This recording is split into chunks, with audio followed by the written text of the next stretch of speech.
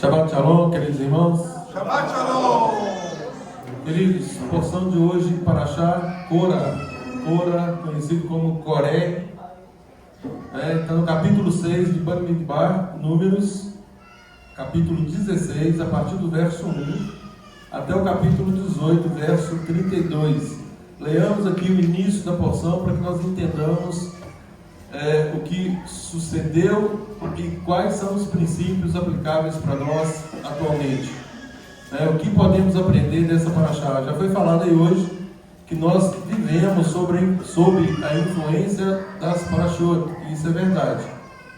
Então, a cada semana, é como se fosse uma regência, o tempo é regido pela força da porção que está sendo estudada. Eu falava hoje com o irmão aí que no mundo inteiro, o mundo judaico inteiro, qualquer lugar do mundo que estivéssemos hoje, todos estamos estudando a mesma porção. Então é uma distribuição de porções que é estudada mundialmente. E isso é muito interessante porque não tem essa coisa de chegar aqui e falar um tema nada a ver. Então seguem-se as porções até a última e terminando nós reiniciamos o ciclo. E o que é maravilhoso de tudo isso é que a cada vez, nada obstante a repetição do ciclo, a cada vez o Eterno foca num ponto para a nossa edificação, para a nossa prosperidade nesse precioso caminho. Ele vai descortinando e elucidando tudo aquilo que eventualmente ainda é um pouco obnubilado para nós. Então ele tira essas trevas e a coisa vai se tornando luz. Conforme a própria palavra diz, o caminho do justo é como a luz da aurora, vai brilhando mais e mais até ser dia perfeito. Então o objetivo é exatamente esse, que pela palavra, pela instrução do Eterno, o nosso dia vai brilhando mais e mais até se tornar um dia perfeito. Rebelião de Korah, ou Korá, ou Coré, Datã e Abirão, capítulo 16, diz assim: Korah, filho de Issá, filho de Coate, filho de Levi. Primeira coisa, gente, que nos chama atenção, Korah era descendente de qual tribo? O cara é descendente da tribo de Levi. O que o Eterno tinha com a tribo de Levi? Foi separado, foi uma tribo separada, já com uma destinação específica. Ou seja, ele integrava uma tribo cuja atribuição o Eterno de antemão já estabeleceu. E aqui nós vemos alguém que recebe uma ordem do Eterno, recebe um privilégio do Eterno de estar ali inserido numa tribo, a tribo que prestaria o serviço sacerdotal. E essa pessoa é como se ela dissesse assim: não estou satisfeito com a designação do Senhor. 10% que chegava para Israel eram os levitas ali que recebiam, Os dízimos eram administrados, eram para os levitas. Determinação do Eterno. Para quê? Porque eles prestavam o serviço sagrado. Então aquilo era para eles. E aí, é lógico, tinha a parte deles que eles também destinavam, que é a última parte da porção de hoje, que é o dízimo dos dízimos. Então, eles tinham privilégios para o serviço sacerdotal. Agora, nós sabemos que privilégio implica em responsabilidade. É isso aí, responsabilidade. Não existe privilégio sem responsabilidade. E aqui nós estamos vendo alguém que se insurge contra a própria eleição do Eterno. E aí, é lógico, isso nos traz vários princípios que nós vamos abordar. Então, Korah, filho de Issá, filho de Coate, filho de Levi, tomou consigo a Datã e a Abirão, filhos de Eliabe, e a On, filho de Pelete, filho de Ruben. Levantaram-se perante Moisés com 250 homens dos filhos de Israel, os principais da congregação, eleitos por ela, varões de renome. Então, conforme eu já disse, não foram quaisquer pessoas. Foram 250 pessoas, líderes, príncipes, principais, que foram eleitos pela congregação para a representação. Ora, como que uma pessoa consegue persuadir 250 líderes para fazer algo contrário à palavra do Eterno? E aqui já começa a nos chamar a atenção para o perigo, mais uma vez, numa sequência de estudos sobre Lashon Hará. Nós agora culminamos com Cora, que por conta de Lashon Hará, ou seja, língua má, murmuração, insatisfação, insurreição, rebelião, faz com que inicialmente 250 líderes o acompanhem. E qual foi o resultado final dessa rebelião? Qual o número de pessoas que morreram efetivamente por causa da rebelião de uma pessoa, em tese? 250. Não, número total. 14 mil. Mais 14.700 pessoas morreram por causa, em tese, de um. Prestem atenção à seriedade disso. E é óbvio que o Eterno, ele sempre quer nos dizer algo, quer nos ensinar algo, o que fazer e o que não fazer diante de determinadas situações, e cumpre a nós prestar atenção nisso e praticar, gente, isso no dia a dia. Pois não. Me ocorreu aqui que agora, além da adoração, quando há uma rebelião no meio da congregação, hoje, nos dias de hoje, sempre morre mais alguém espiritualmente, a pessoa é contaminada. Exatamente, é muito perigoso, gente, porque não houve mudança de lei, houve mudança de local. A lei que anteriormente foi nos dada por meio do Sinai, em tábuas de pedra e rolos de pergaminho, hoje o Eterno diz que ele renovaria essa aliança e colocaria a mesma lei onde? No nosso coração. Então essa lei, essa instrução hoje, ela está sendo escrita à medida que vamos caminhando e obedecendo, ela está sendo escrita no nosso coração. E aí é o que Yeshua nos apresenta, o reino dentro de nós, é de dentro para fora e não de fora para dentro. Porque é muito fácil, gente, mais uma vez, nós enfatizamos a questão de ritualística e externalidades. É muito fácil nós praticarmos atos externos. Só que Yeshua vem e fala assim: olha, não adianta praticar atos externos se dentro de vocês a coisa não está devidamente ajustada. Então começa de dentro para fora. Yeshua chama os líderes, os mestres, os experts da Torá de sepulcros caiados, de raça de víboras. Tanto João Batista quanto Yeshua acaba repetindo a mesma expressão. Por quê? Porque eles cuidavam muito das coisas exteriores, mas por dentro estavam cheios de ossos podres, cheios de pecados ali, e não tratavam aquilo que eu falei da causa. Nós temos que identificar a causa, e a causa é uma só, começou lá no Éden, quando é lançada a dúvida na mente de Eva, aquela dúvida, não é bem isso que Deus disse. A dúvida é: Deus não é tão bom quanto Ele diz que é, Deus está ali com receio de que você se torne como Ele. Então, a probabilidade ou possibilidade até de ser igual a Deus fez com que houvesse ali uma insurgência, ou seja, o Eterno deu essa ordem, mas eu vou fazer do meu jeito. E isso, gente, foi o que contaminou toda a raça humana. Essa independência, essa separação causada pelos nossos pais, diga-se Adão e Eva, esse defeito ali, ele é genético, por isso que passa para todo mundo. E a palavra fala o quê? Não há um justo nenhum sequer, todos se extraviaram. Essa é a premissa básica. Não há nenhum justo nenhum sequer, todos se extraviaram, a uma se fizeram inúteis. Então, para o propósito inicial do Eterno, que Ele nos criou a imagem e semelhança dEle, ou melhor, quando Ele criou Adão e Eva eram a imagem e semelhança dEle. Hoje nós somos a imagem e semelhança de quem? De Adão. É de Adão, não mais de Deus. Mas aí o Eterno nos dá esse antídoto e Ele quer nos resgatar para que nós agora sejamos a imagem e semelhança dEle. E aí nós temos todas as instruções para isso.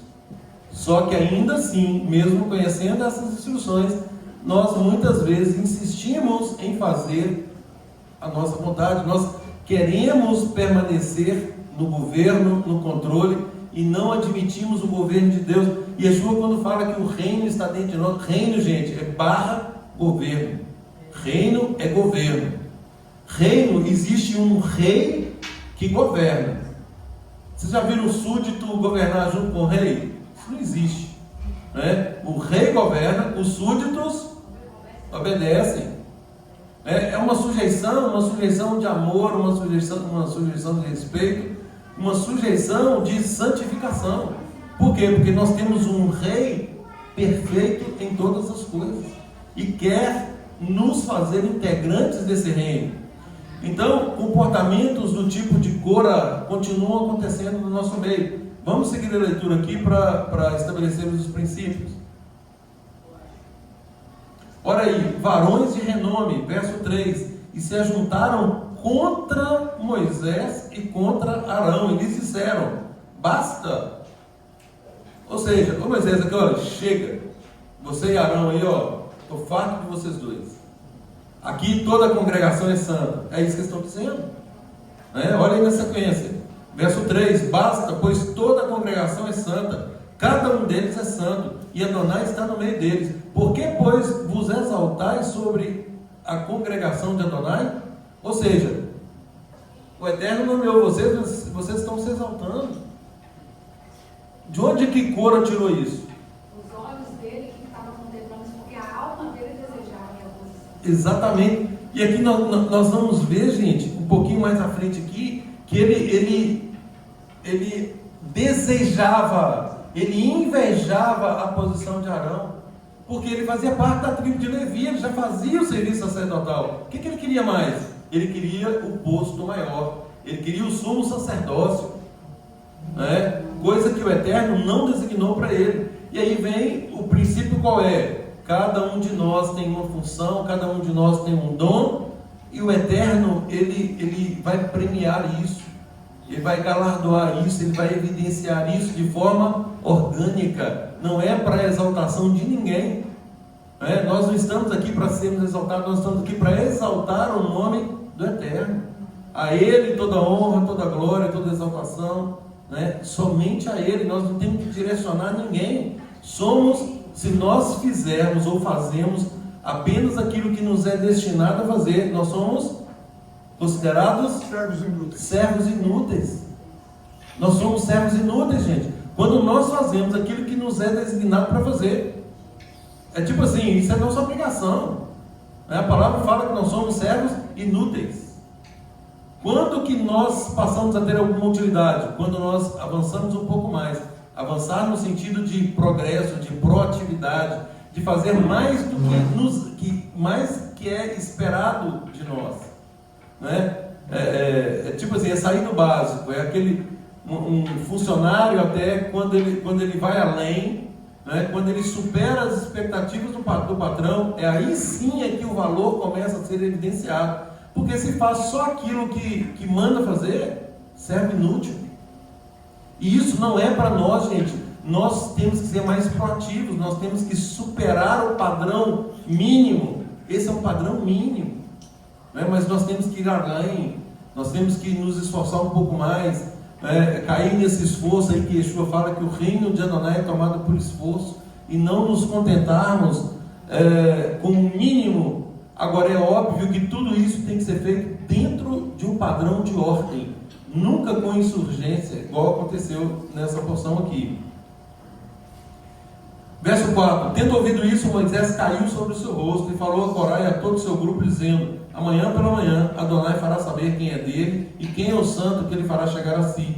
Aquele a quem escolher fará chegar a si. Fazei isso, tomai vós incensários, Corá e todo o seu grupo, e pondo fogo neles, amanhã sobre eles deitai incenso perante Adonai. E será que o homem a quem Adonai escolher, esse será o santo. Basta-vos, filhos de Levi. Olha aqui, Moisés agora ele está chamando a atenção dos filhos de Levi. Basta, basta.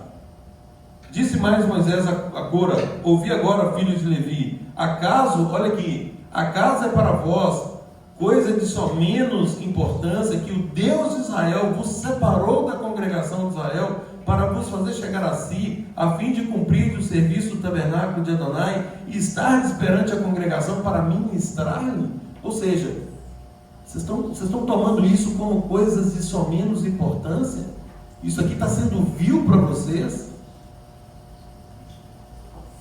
E te fez, verso 10, e te fez chegar Cora e todos os teus irmãos, os filhos de Levi contigo, ainda também procurais. Olha aqui, olha a resposta para a insurgência de Cora. Vocês estão achando isso aqui pouco? Ainda também procurais um sacerdócio? Olha aí, eles estavam querendo uma usurpação. Por quê? Porque o Eterno não os designou para tal trabalho, mas eles estavam querendo usurpar. Também procurais o sacerdócio, pelo que tu e todo o seu grupo juntos estáis contra Adonai. Vocês estão achando que vocês estão se insurgindo contra Moisés? Contra mim? Disse Moisés. Não, vocês estão se insurgindo contra o próprio Eterno. E Arão, que é ele, para que murmureis contra ele? Mandou Moisés chamar a Datã, Abirão, os filhos de Eliabe, porém eles disseram: não subiremos. Gente, olha que coisa terrível a rebelião faz. Moisés dá uma ordem expressa para Datã e para Abirão, filhos de Eliabe, porém eles disseram: não iremos, não subiremos. Ora, como assim? Era Moisés que estava chamando, era Moisés que estava determinando, por autoridade delegada do Eterno. Ou seja, se insurgiram também contra o Eterno. Gente, um princípio elementar, e isso está registrado nas Escrituras: aquele que não se sujeita a uma autoridade humana, ele não se sujeita a Adonai. Se ele não se sujeita a alguém que ele está vendo, que está cumprindo a vontade de Adonai, ele não vai se sujeitar a Deus. E tem gente que fala assim: ah não, eu não vou me submeter por isso. Conforme eu já disse, a nossa mente ela é brilhante nesse aspecto, porque a nossa Yetzirah nos leva a isso. Nós conseguimos desobedecer uma liderança que está agindo obviamente dentro do padrão das instruções, e conseguimos uma justificação, uma autojustificação para isso. Afinal de contas, toda congregação é santa, o Eterno está no meio de toda a congregação. Eu posso fazer isso, eu posso me insurgir, que não vai me acontecer nada. Isso também pensou Coré, Datã, Abirão e outros mais, culminando, como já disse, na morte de 250 líderes, mais 14.700 pessoas. Ou seja, quase 15 mil pessoas foram fulminadas por um ato de rebelião.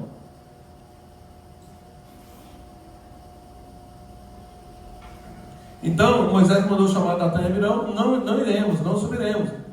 Porventura é coisa de só menos que nos fizesse subir. E aí eles começam a justificar. Olha aqui a justificativa: porventura é coisa de só menos que nos fizesse subir de uma terra que emana leite e mel, para fazer-nos morrer nesse deserto, senão que também queres fazer-te príncipe, ou seja, principal sobre nós?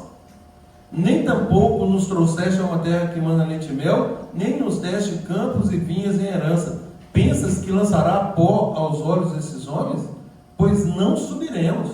Olha aí, mais uma vez: não vou e não vou. É isso que eles disseram. Está fazendo pirracinha aqui. Eu não vou te obedecer, eu não vou subir, eu não atendo esse comando. Gente, então o homem mais manso da terra, olha aqui o que aconteceu com o homem mais manso da terra, verso 15. Então Moisés irou-se muito. Imagine Moisés irado. O homem mais manso da terra chegou ao ponto de irar-se. Não apenas de irar-se muito. E disse a Adonai: não atentes para a sua oferta, nem um só jumento levei deles, e a nenhum deles fiz mal. Disse mais Moisés a Cora: tu e todo o seu grupo, ponde-vos perante Adonai, tu e eles, e Arão amanhã, tomai cada um de vós o incensário, e neles ponde incenso, trazei-o cada um seu perante Adonai, 250 incensários, também tu e Arão, cada qual o seu.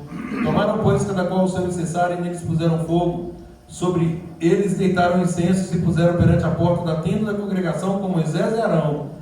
Cora fez ajuntar contra eles todo o povo, à porta da tenda da congregação. Então a glória de Adonai apareceu a toda a congregação. Disse Adonai a Moisés e Arão: apartai-vos do meio dessa congregação e os consumirei no momento. Ou seja, aqui, Moisés, Arão, dá licença aí que eu vou consumir esse povo todo. Mas eles se prostraram sobre o seu rosto e disseram: ó Adonai, autor e conservador de toda a vida, acaso por pecar um só homem indignar-te-á contra toda esta congregação? Respondeu Adonai a Moisés: fala a toda esta congregação, dizendo: levantai-vos do redor da habitação de Cora, Datã e Abirão. Então se levantou Moisés e foi a Datã e Abirão, e após ele foram os anciãos de Israel, e disse à congregação: desviai-vos, peço-vos, das tendas desses homens perversos, e não toqueis nada do que é seu, para que não sejais arrebatados em todos os seus pecados. Levantaram-se, pois, no redor da habitação de Cora, Datã e Abirão, e Datã e Abirão saíram e se puseram à porta da sua tenda, juntamente com suas mulheres, filhos e crianças. Então disse Moisés: nisso conhecereis que Adonai me enviou a realizar todas essas obras, que não procedem de mim mesmo. Se morrerem estes com todos os homens, morrem, e se forem visitados por qualquer castigo, como se dá com todos os homens, então não sou eu enviado de Adonai. Mas se o Senhor criar alguma coisa inaudita, e a terra abrir a sua boca e os tragar com tudo que é seu, e vivos descerem ao abismo, então conhecereis que esses homens desprezaram a Adonai. E aconteceu que, acabando ele de falar todas essas palavras, a terra debaixo dele se fendeu, abriu a boca e os tragou com as suas casas, como também todos os homens que pertenciam a Cora e todos os seus bens. Eles e todos que lhe pertenciam desceram vivos ao abismo. A terra os cobriu e pereceram no meio da congregação. Todo Israel que estava ao redor deles fugiu do seu grito, porque diziam: não suceda que a terra também nos trague a nós. Procedente de Adonai saiu fogo e consumiu os 250 homens que ofereciam incenso. E aí, queridos, no verso 49, ora, os que morreram daquela praga foram 14.700, foram que morreram por causa de Cora. Voltou Arão e Moisés à porta da tenda da congregação e cessou a praga. Então, queridos, o que nós temos aqui? Qual o princípio? Nós temos uma rebelião camuflada de justiça. Agora, como é isso? Como rebelar-se e camuflar como um ato de justiça? Foi o que eu disse. Nós encontramos uma justificativa, aspas, santa, fecha aspas, para a nossa rebelião. É uma rebelião camuflada de justiça. E aí, como que eu camuflo isso? Ora, toda a congregação é santa. Por que tem fulano A, ou B, ou C, ou D, que estão à frente do trabalho, se toda a congregação é santa? Então, isso já é uma luz para nós sobre o que não fazer. Não atentar para palavras facciosas, palavras que buscam divisão, separação, palavras que com certeza nos levarão a cair. Toda a congregação é santa. Por que só um, ou dois, ou três que tem aí algum privilégio, alguma proeminência? Então, cuidado, rebelião camuflada de justiça. Por que vocês se elevam sobre a congregação de Hashem? Por que vocês estão fazendo isso? O questionamento de Cora. E aí, queridos, Talmud Sanhedrin fala o seguinte, que Cora iniciou uma disputa que não era Lechem Shammai, ou seja, não objetivava o céu, não objetivava o reino. Ou seja, quando nós fazemos algo com o objetivo de nos santificar mais, de honrar mais a Deus, e isso é em prol do céu, isso é em prol de Adonai. Agora, quando nós fazemos algo que contraria algum princípio da Torá, com certeza isso é contra o céu, contra o eterno. E aí nós mesmos atraímos maldições para nós. Foi falado aqui hoje sobre murmuração, isso é terrível.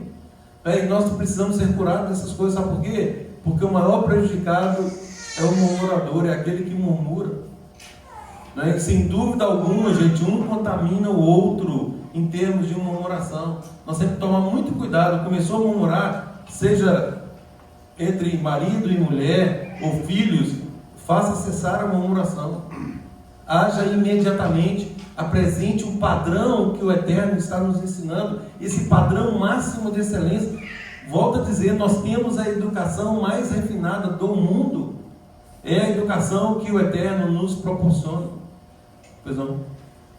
Os 14.700 que morreram aqui foi, de acordo com o versículo 41, no dia seguinte, porque eles novo tumulto, exatamente.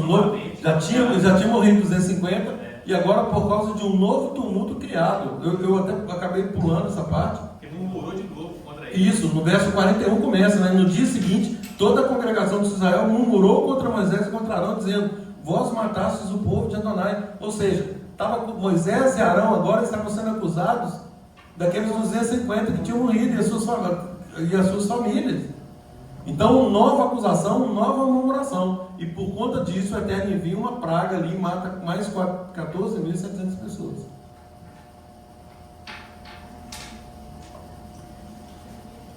No pecado dos espias, eram todos os líderes também que fizeram a mesma... Sempre assim, gente, sempre assim.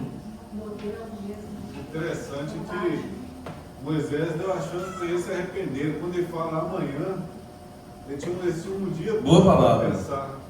Boa palavra, tipo assim, olha, é um tempo, né? Um tempo de reflexão. Poderia, sem dúvida alguma, no dia seguinte, me perdoa aqui, Teve um só, né? Um só que fez isso. Então, devido à esposa dele. A senhor, né? Então, um conseguiu sair fora dos rebeldes, mas todos os outros não. Quer dizer, tiveram um tempo ainda, um tempo da misericórdia, né? Quando, muito bem colocado aqui pelo Davidson, né? O fato de ter sido no dia seguinte era um tempo de reflexão. Poderia ter havido arrependimento, uma mudança de atitude. Se Cora chega aqui e fala assim: me perdoa, eu errei, pequei contra Adonai, pequei contra vocês, nada disso teria acontecido, voltaria ao status quo, ao estado anterior.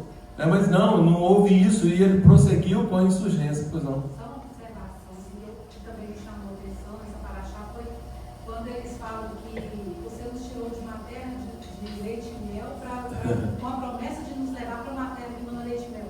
Eles acham que eles falaram contra Moisés, mas na verdade contra a terra. Contra o Eterno, porque Sim. o Eterno falou que a terra era o que produzia leite e mel, né? É o mesmo que chamava o Eterno de mentiroso. Você Sim. mentiu, não Moisés. Verdade. E isso está também, gente, na Haftará de hoje, está lá em Romanos 13, de 1 a 7, fala que toda autoridade ela é instituída por Deus. Então, se insurge contra uma autoridade, na verdade a pessoa está se insurgindo contra o Eterno. Mais uma vez, é como se dissesse assim: eu não concordo com o Eterno. Ele escolheu A ou B ou C ou D, não interessa, né? É igual nós temos aí uma autoridade que muitas vezes nós não concordamos com ela, mas é autoridade. Mas peraí, você está dizendo que foi o Eterno que colocou lá? O Eterno pode não ter colocado lá, mas ele permitiu que essa pessoa estivesse lá. Então, e a palavra fala que muitas autoridades, elas estão ali, gente, para punição, tá? Para punição. Então, eu entendo que nós estamos sob isso aí. Estamos sendo punidos por uma determinada autoridade. Agora, não nos cumpre nos indignarmos contra essa autoridade. É óbvio, mais uma vez, o limite para a nossa insurgência, ele está quando qualquer autoridade, aí vale para qualquer um, der uma ordem que seja contrária à Torá, à instrução da Eterna. Aí sim, nós temos legitimidade para nos insurgirmos. Qualquer autoridade que nos mandar fazer algo que contrarie a vontade do Eterno, a Torá do Eterno, nós estamos autorizados a desobedecer. Agora, se tiver dentro das instruções, se a coisa está caminhando apenas de cunho político, social, enfim, nós não temos autorização pelas instruções do Eterno para nos insurgirmos contra essas autoridades.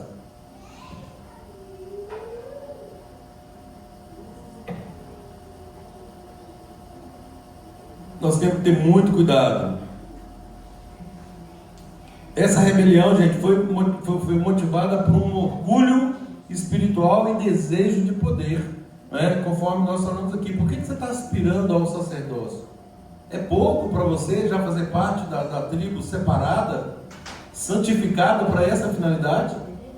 Você já tem um papel aqui dentro. Por que você está querendo galgar um papel que o Eterno já determinou para outra pessoa? Então, isso é um orgulho, um desejo de poder e não um zelo genuíno. É o que eu falei, a pessoa não está fazendo por zelo ao reino, está fazendo para benefício próprio.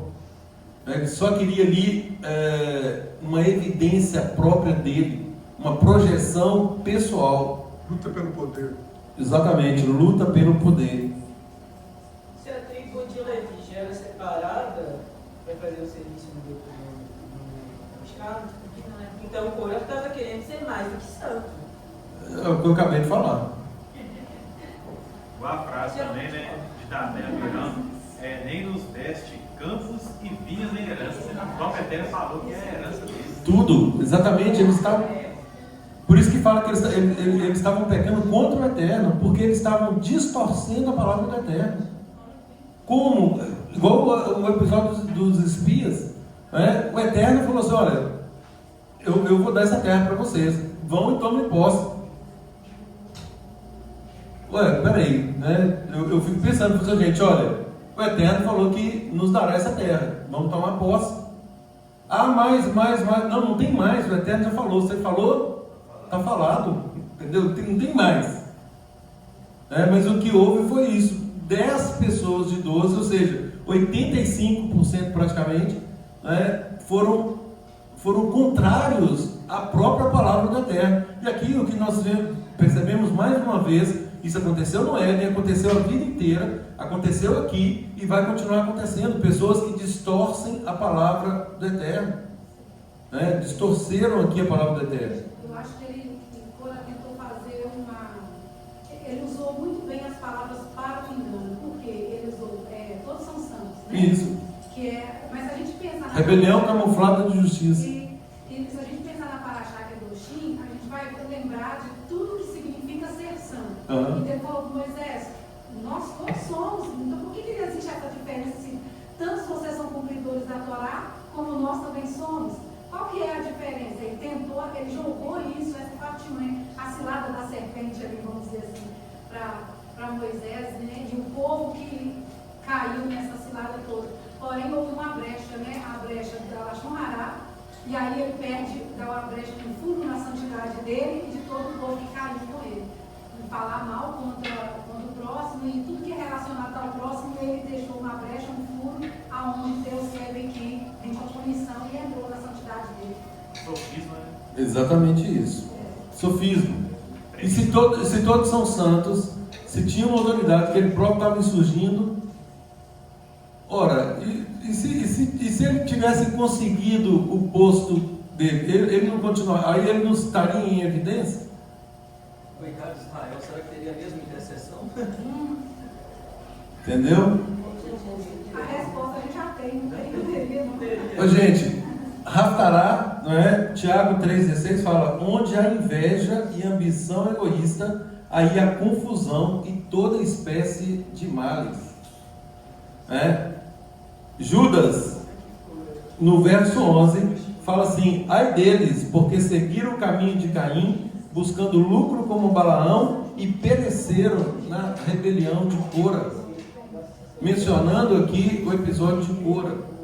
Então, um sentimento ruim que cria uma murmuração, cria uma insurgência, uma rebelião. Você falou alguma coisa?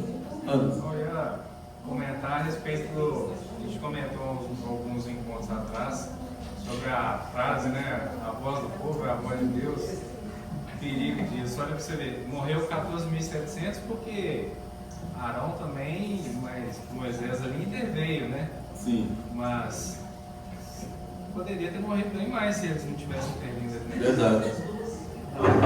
Então, queridos, qual que é a aplicação prática primeira aqui para nós? Um autoexame diário das nossas intenções.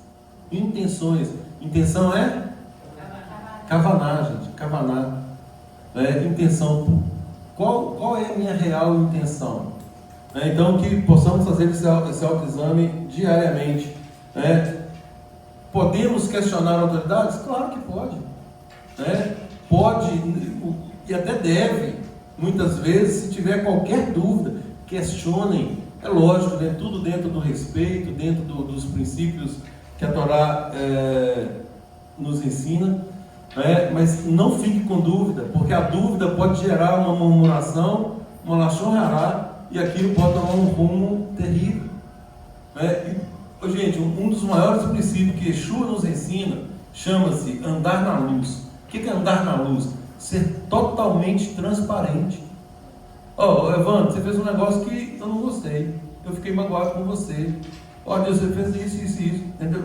Fale, vamos ajustando no corpo toda e qualquer inquietação, toda e qualquer dúvida que eventualmente nos sobrevier, qualquer flecha do adversário, gente, porque às vezes vem até um pensamento, esclareçam, não fiquem com isso, porque isso produz uma raiz no nosso coração, que a palavra chama de raiz de amargura, e isso produz até doença. Então nós somos responsáveis por muitas coisas que nos acontecem, porque nós não tomamos a iniciativa. Agora, fazer com a kavaná correta, sabendo que cada um de nós tem uma posição no reino. Nós somos integrantes de um corpo, todos nós integramos o mesmo corpo, e nesse corpo todos têm a sua importância, conforme Rabino Shaul deixa muito claro. Todos têm a sua importância, não tem ninguém que eu sou menos importante, ou fica com aquele pensamento de autocomiseração, ou de impotência, ou de sou menos importante. Não, todos têm a mesma importância. No corpo, todos somos membros de um corpo aptos agora para desempenharmos o serviço que o Eterno está requerendo de nós. Então, assim, que haja rigidez completa, tanto física quanto espiritual, mental, no meio desse corpo, que nós possamos, por isso que Yeshua fala, que vocês sejam conhecidos pelo amor que vocês demonstram uns aos outros. E amor, gente, sempre está atrelado à ordem. Amor é igual a ordem. Amor não é um sentimento fofinho. Amor é exatamente.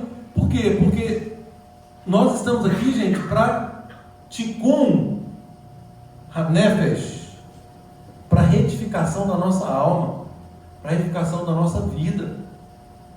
Então aqui é uma casa de retificação.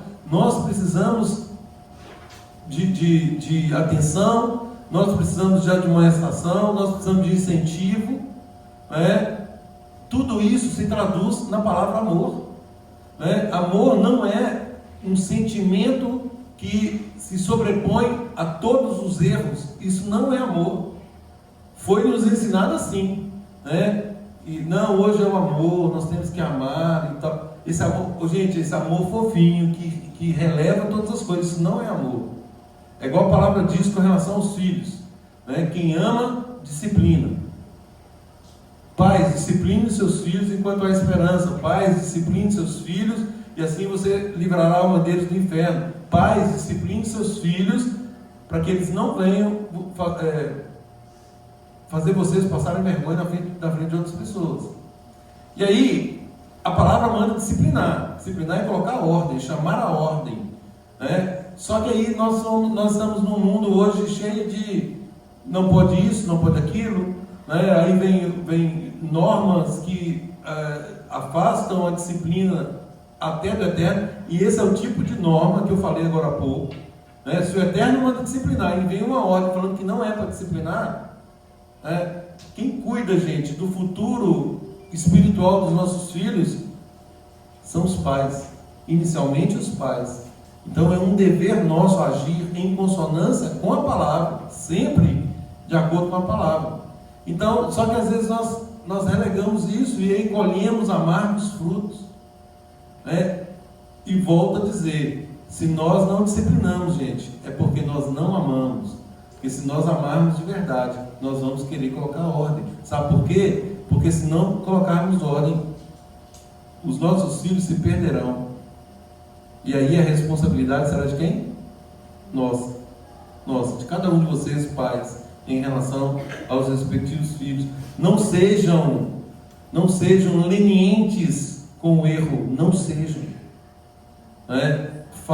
Cumpram o papel de vocês de pais, de responsáveis, né? Chamando o errado de errado, né? Premiando aí quando o comportamento está correto, no sentido de incentivar, né? Mas não compactuem com o pecado, né? Porque isso traz resultados ruins, conforme a gente vê aqui. Isso é rebelião.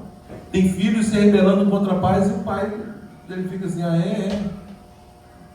não toma providência nenhuma. Não, hoje é assim mesmo, o mundo mudou, é assim que os jovens estão agindo, né? Então, quer dizer, isso, gente, é terrível.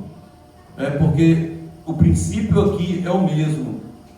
A nação de Israel, com quem o Eterno fez um pacto, né? Hoje nós integramos essa nação.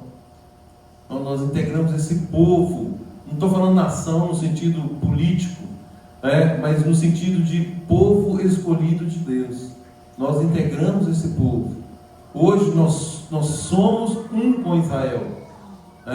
Então, cumpre-nos seguir os mesmos princípios. Dentro dessa questão de tratar o corpo com amor, eu acho que esse exemplo que nós estamos vivendo agora é bem interessante, para que você enfatiza muito, né? O amor não é passar a mão na cabeça, tratar o erro como sério, né? Mas é ajudar a pessoa a ser conduzida no caminho da verdade, né? O que aconteceu agora recente aqui no nosso meio, com os dois irmãos, acho que vou expressar bem. A gente está falando com os irmãos para não ficarem passando a mão, mas ao mesmo tempo vamos dar todo o suporte de oração e amor, o que for preciso, né? E por causa desse problema, a gente viu, surgiram vários outros problemas que a gente viu assim, que vai ter que ensinar os irmãos algumas questões, né? Então o corpo está todo junto aí, manifesta um problema no membro, porque ele já vai ver o outro, né? Deus vai ajudando a trazer a luz. Porque levar uma pessoa a aceitar ir à frente e confessar o pecado, ela está querendo solução, ela quer mudança, né? Então a gente não pode simplesmente chutar. Uma pessoa me ligou muito brava, que tinha que ser mais rigoroso com o irmão. Eu disse, olha, está fazendo pela palavra, você tem que estudar o que está na palavra primeiro. Não, eu não concordo, você tem que escolher. Eu disse, olha, então você está reprovado de Gênesis Apocalipse. Você acha que você sabe mais que a Bíblia. Aí depois a irmã caiu em si e falou, não, eu vou fazer, eu vou participar, tá? Mas o que a gente está vendo? Ensina, a pessoa tem que aprender como que é a disciplina no povo, né? Na congregação dos santos. A questão da misericórdia, que nós temos que exercer misericórdia, nós podemos cair, aquele que pensa que está de pé, cuide para que não caia. Não vai ficar dando beijinho fofinho como se nada tivesse acontecido, mas vai ajudar na palavra, né? Né, Rodrigo?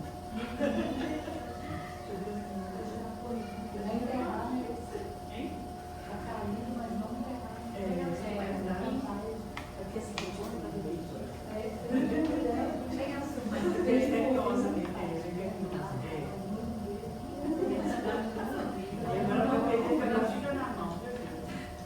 Queridos, o tópico do capítulo 17 é que o bordão de Arão floresce. Qual foi o motivo pelo qual o Eterno permite que isso aconteça?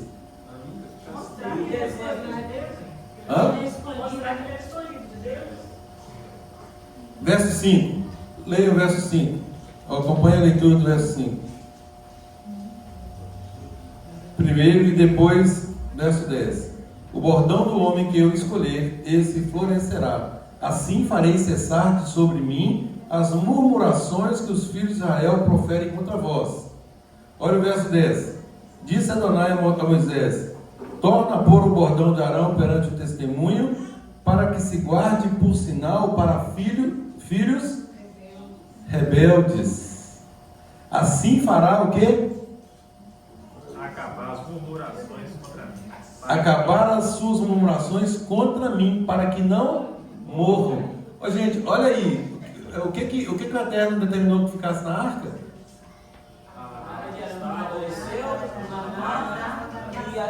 Entendem agora por que a vara de Arão está lá? Olha o motivo pelo qual a vara de Arão está no mesmo nível de santidade, né? Tanto a questão da provisão do maná, a provisão da palavra, né? E aqui nós temos aqui a vara de Arão. Para quê? Toma a pôr o bordão de Arão perante o testemunho, a arca do testemunho, para que se guarde por sinal para filhos rebeldes. Ou seja, quando olharmos, quando pensarmos que a vara de Arão está ali, opa, é um sinal, né? Para que não nos rebelemos. Assim fará acabar as suas murmurações contra mim, para que não morram. Eu achei assim fantástica essa elucidação de verso, porque a gente lê e muitas vezes a gente não para pensar qual é a razão. Eu falava hoje aqui também sobre isso, sempre buscando a intenção do legislador. É mesmo, né? Por que a vara de Arão está lá junto com as tábuas da lei, com o maná? Por que a vara está lá? Olha, é um sinal para que não houvesse mais rebelião, sinal para os filhos rebeldes, para acabar com as suas murmurações. Um juízo já, né? Para evitar o juízo futuro, né? Para que não morra. Eis que a vara de Arão floresceu, brotou botões, produziu flores e amadureceu amêndoas. E aí os comentaristas falam que indica que o verdadeiro líder é aquele que produz vida, mesmo em ambiente seco, como um pedaço de madeira morto. Era um bordão seco, e aquilo produz vida. Atuação do Eterno. O Eterno pode todas as coisas. Yeshua em Mateus 7,16 fala, pelos frutos os conhecereis. Também em João 15,5, quem permanece em mim dá muito fruto. Quem permanece em Yeshua produz fruto. É isso, gente, que a gente fala muitas vezes. Se não está havendo produção de frutos, tem alguma coisa aí para ser retificada. Estamos no caminho do tikkun, da retificação. Não está produzindo frutos. O que está impedindo essa produção de frutos? Então é o momento de uma autoanálise primeiro, ou de retificação no corpo. E aí, gente, mais uma vez, eu chamo a atenção para essa questão do corpo, da congregação, a seriedade disso. Aqui, inicialmente foi usado esse argumento, por causa do pecado de um, você vai acabar com todo mundo. E aí o Eterno dá uma oportunidade, fala, então se separem desses rebeldes, que eu vou agir. Eu lembro de Abraão, tentando ali tirar o sobrinho, uma intercessão, Sim, mas nós temos que fazer as coisas, gente, do jeito, no padrão da instrução. Nós não podemos ir além da vontade do Eterno. Então é algo que nós devemos atentar, agir em consonância com as instruções do Eterno, para que não soframos dano. Por que o Eterno trata tanto essa questão da congregação? Por que morreram aqui mais 14.700 pessoas? Porque foram contaminadas. Agora, foram contaminadas, na verdade, elas se deixaram contaminar. Porque aí, no ambiente de corpo, cadê a demonstração do corpo? Cadê a nossa corresponsabilidade com o outro? Igual foi mencionado no exemplo agora há pouco. Existe uma corresponsabilidade. Se virmos alguém agindo em desconformidade com a palavra, nós temos o dever de agir, gente. Só que muitas vezes ele fica assim, na covardia que o mundo nos ensinou, sobretudo o mundo romano, ninguém tem nada a ver com a vida do outro. Não é assim no nosso meio. Existe um ditado no meio do nosso povo, que que um judeu é responsável pelo outro.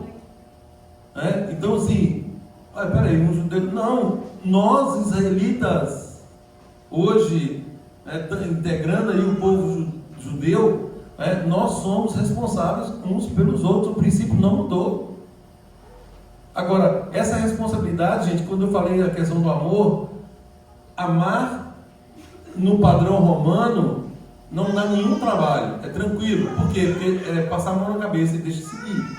Agora, quando o verdadeiro amor impera, isso é uma atitude de responsabilidade, porque vai requerer cuidado, vai requerer atenção, vai requerer tempo. Então eu tenho que estar disposto a me doar para aquela pessoa, para trazer essa pessoa de volta para o caminho. Tikkun, tem que retificar, tem que consertar. Isso é trabalhoso. Sermão de novo. Eu já ouvi isso, eu conheço a palavra e tal. Não, meu irmão, mas frutos, olha que não está produzindo fruto. E aliás, o que você está produzindo não é fruto digno do arrependimento que você professou. Então, foi o que João Batista veio fazer.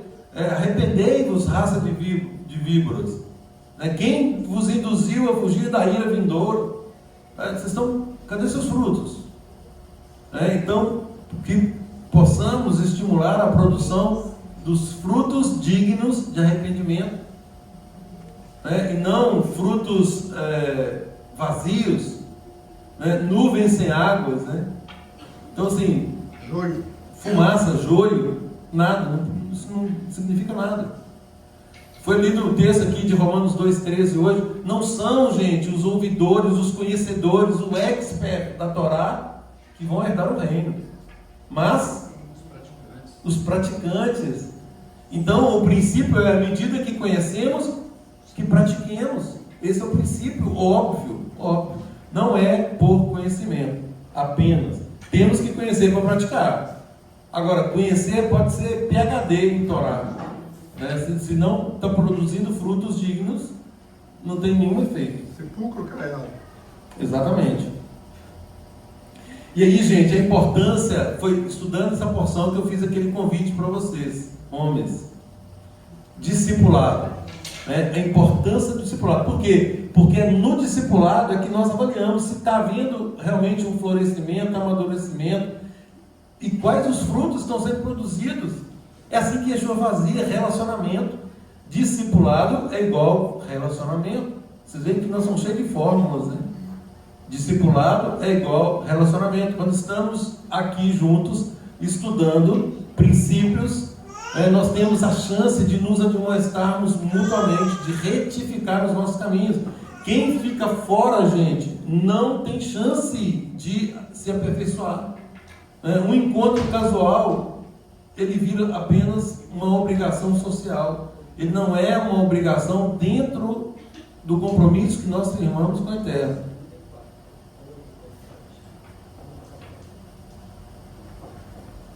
E aí um sábio fala assim, olha, não há desculpa. Onde o Eterno toca, há mudança. Onde o Eterno toca, há vida. Então, gente, é impossível uma pessoa falar que está andando com Deus e não está produzindo os frutos que o Eterno quer que produzamos. Isso é impossível. Então, para uma pessoa que firmou um compromisso com o Eterno, ele vai produzir frutos. Isso nem se ele não quisesse.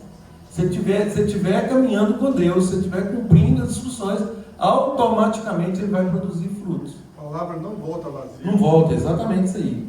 Interessante que dentro da Arca da Aliança ele me fez meditar aqui que não tem espaço para nenhum ensino que saia de Israel. As tábuas estão dentro da arca, o maná para lembrar do Shabat, que é para você preparar o santo dia do quarto dia, e também o sacerdócio que o Eterno elegeu, ele não questione, e aí isso põe fim em qualquer ensino que foge da aliança que o Eterno tem com Israel. Exatamente. E lá em Romanos 9 fala sobre isso, Abram lá em Romanos 9, por favor. Só para fortalecer isso um pouco mais. Aí o que a gente vê hoje aí no mundo romano são Corá que se levantaram contra. Romanos 9, verso 4, olha aí.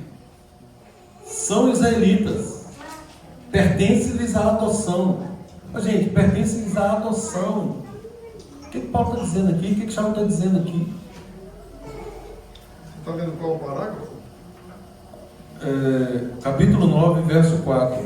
São israelitas, pertence-lhes à adoção e também à glória. As alianças, todo o pacto, gente, todas as alianças firmadas foram com Israel. Israel lá do censo. A legislação, olha aí, a Torá. São israelitas, pertence-lhes à adoção e também à glória. As alianças, a Torá, o culto e as promessas.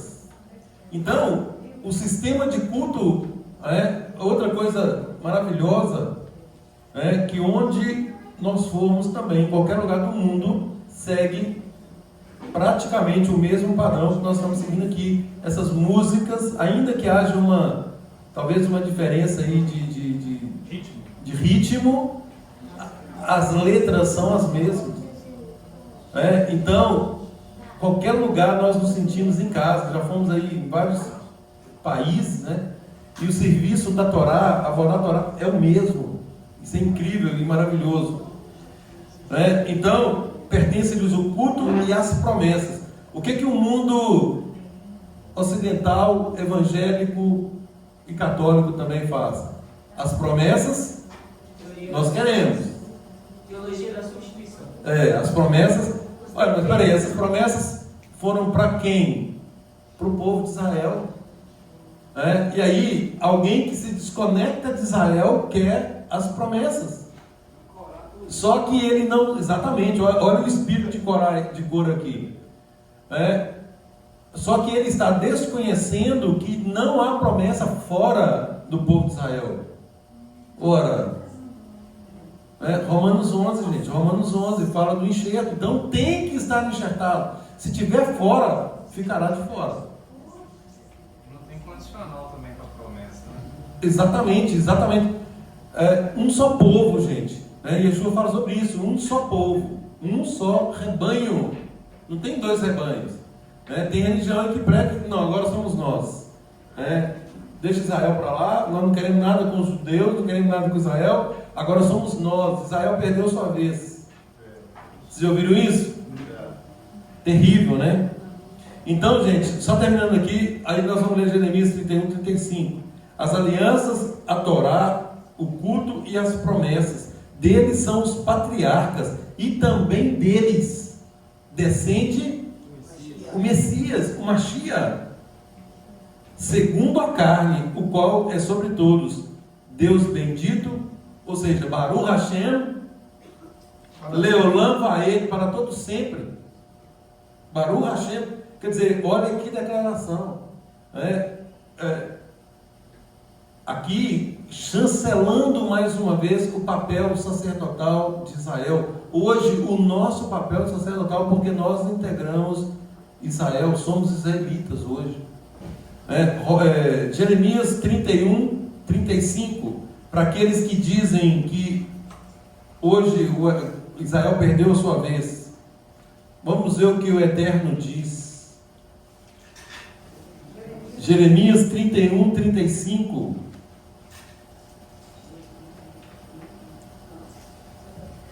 Assim diz Adonai. Olha aqui, gente. Vê se tem condição.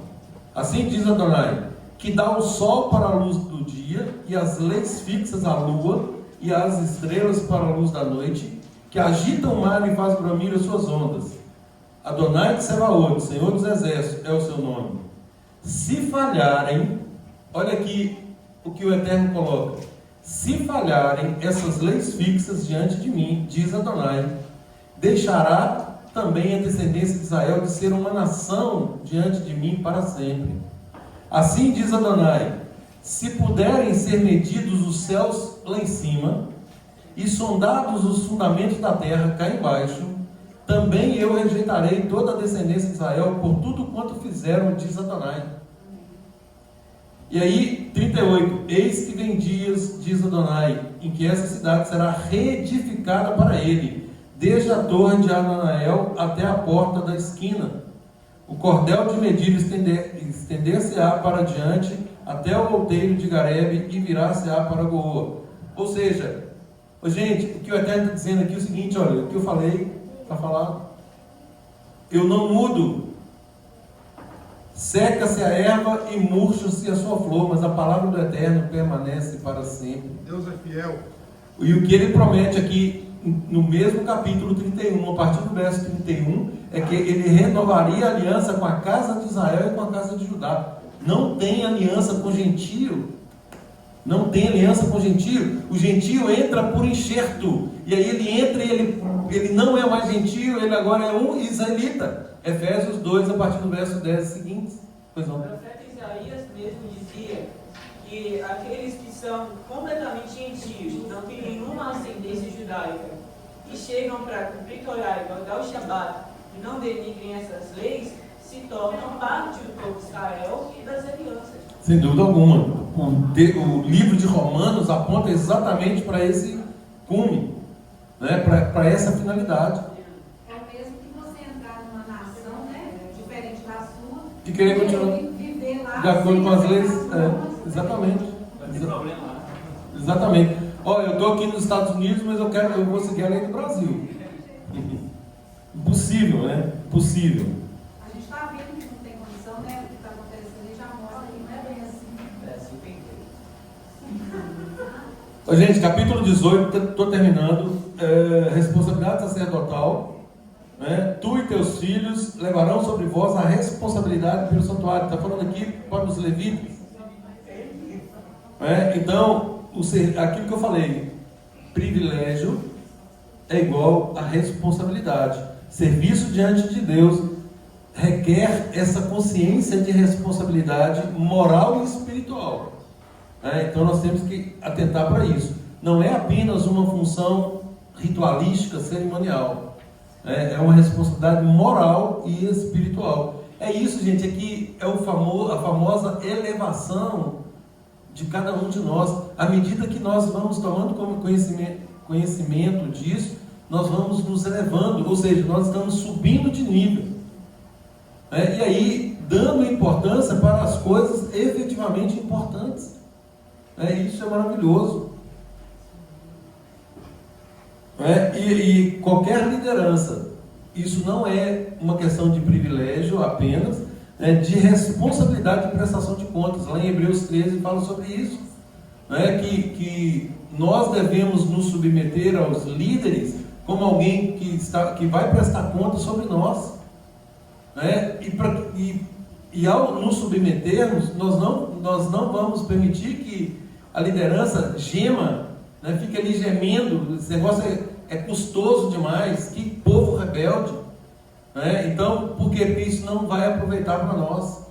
Então nós nos submetemos por amor a Deus, nos submetemos ao Eterno por meio das lideranças que Ele institui mundo afora. Esse é o princípio mais elementar, gente. Um filho de Deus, onde ele chega, não importa, chegou numa escola, quem é a autoridade aqui na escola? Primeiro nível lá, lógico, é o diretor da escola. Numa sala de aula, quem que é a autoridade numa sala de aula? O professor é a autoridade. No pátio ali tem o pessoal da limpeza. Quem é a autoridade ali? O pessoal da limpeza. Então, para cada segmento tem as suas autoridades. E um servo de Deus, ele identifica essas autoridades e se submete a elas. Por quê? Porque essa é a ordem que o Eterno estabeleceu. Agora, eu queria aproveitar essa oportunidade, fazer a comparação da autoridade dentro de um lar e dentro de uma beit, uma sinagoga, uma casa de congregação.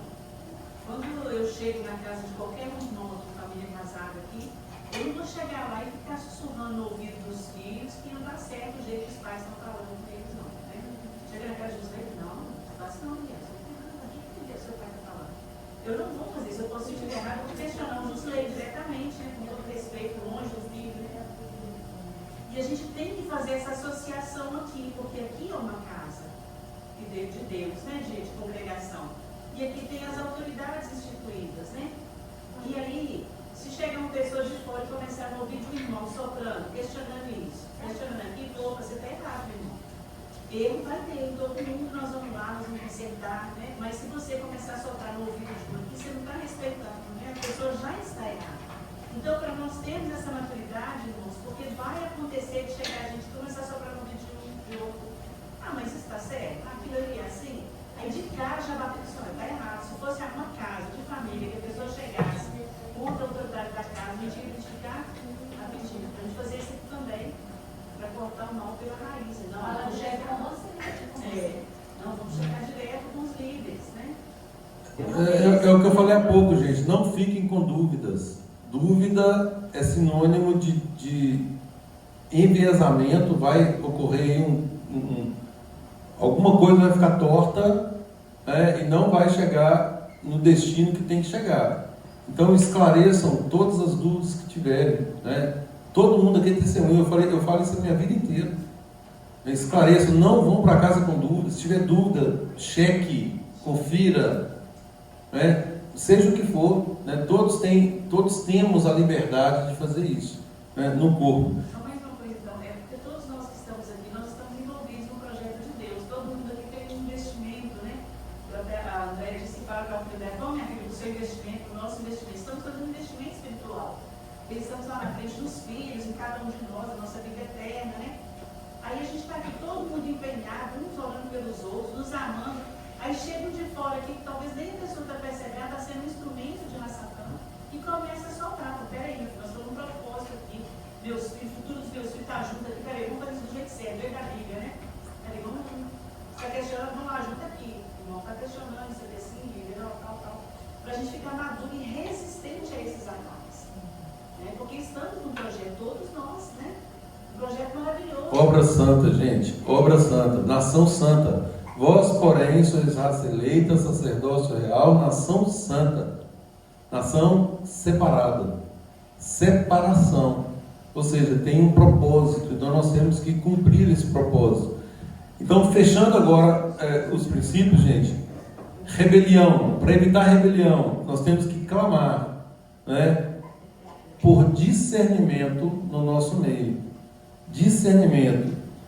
E identificar qualquer palavra, gente, para saber se é inveja, se é orgulho, se é por conta de alguma impureza, não sei. Pedir a Deus discernimento. Temos que desenvolver também, gente, falei sobre isso com os homens na nossa reunião da semana. Temos que desenvolver o hábito de orar mais. Nós precisamos orar mais. Orar, volto a dizer, também não é ritualística. Orar é um ato de dependência para com o Eterno. É um diálogo com o Eterno. É expor para o Eterno aquilo que está se passando, a nossa situação, a nossa vida, abrir o coração. Isso temos que desenvolver também. Identificar no corpo qual é o nosso papel. Rabino Shaul fala da justa cooperação, segundo a justa cooperação de cada parte. Mais uma vez, eu conclamo aos irmãos que atuem de forma justa, ou seja, façam aquilo que lhes compete fazer, ou até mesmo além, no sentido de se doar pelo reino, para que efetivamente nós possamos colher as bênçãos que o Eterno tem para nós. Então que nós identifiquemos e fiquemos satisfeitos com isso. O nosso objetivo, gente, no sentido de obtermos a aprovação do Eterno, que é maior do que é maior bem do que esse. Tem uns que falam assim, eu quero ser o copeiro lá no reino, mas eu quero estar lá. Não é assim? Então, esse é o objetivo, é que nós estejamos lá. Nós queremos ouvir do nosso mestre Yeshua: vinde benditos de meu Pai, apossai-vos do reino que vos está preparado. Desde quando? Olha aí, gente. Estava falando para o Daí hoje, o Eterno já preparou tudo. Antes da fundação do mundo, já está tudo preparado. Tomara Tomar cuidado das consequências. Eu acho que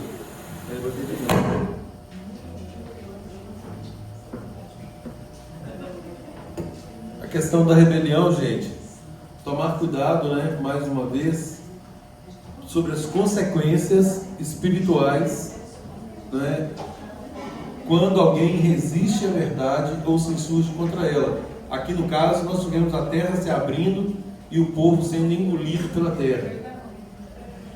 A questão dos frutos é a vara que floresce, né, que possamos avaliar os frutos relacionais e espirituais que nós estamos produzindo. E por fim, que cada um de nós busque pureza e responsabilidade no relacionamento com o corpo, né, de modo que haja de fato uma edificação, né, que possamos contribuir aí para que o corpo de Yeshua seja formado tal qual o Eterno espera que façamos. Então que o Posso fazer uma pergunta? Pode, claro.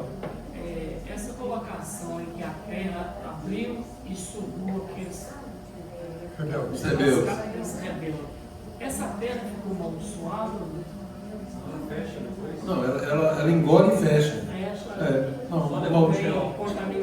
Não, malditos foram os rebeldes. Foram eliminados. E isso é um exemplo do que acontecerá, né, por ocasião aí da vida de Yeshua, onde fala que os ímpios serão exterminados. É assim, desaparece. Exterminados. Os justos habitarão a terra e os ímpios serão dela desarraigados. Eu estou perguntando porque eu estou lembrando daquela fase lá de que logo que foi sair da terra, que pediu para não olhar para trás, que a mulher olhou para trás e o estado de sal. Eu queria saber por que ela olhou o estado de sal, porque lá era uma coisa contaminante. Não, é a intenção dela. Por que ela virou o estado de sal? Porque ela recebe a ordem para não olhar, no sentido de que estava havendo juízo ali. A intenção dela, na verdade, ela não queria sair. Essa que é a questão. Ela queria estar lá, permanecer lá. Desculpa se eu sair do assunto. Não, isso mesmo. Então, queridos, oremos. Eterno nosso Elohim, te agradecemos por nos instruires com a tua Torá viva, com essa palavra maravilhosa, diante dessa porção de hoje, ó Pai, onde nós vimos aí rebelião, sentimentos que não procedem do Senhor, que o Senhor nos dê sabedoria para que possamos reconhecer qualquer sentimento ou intenção ruim do nosso coração. Tua palavra diz que o nosso coração é enganoso.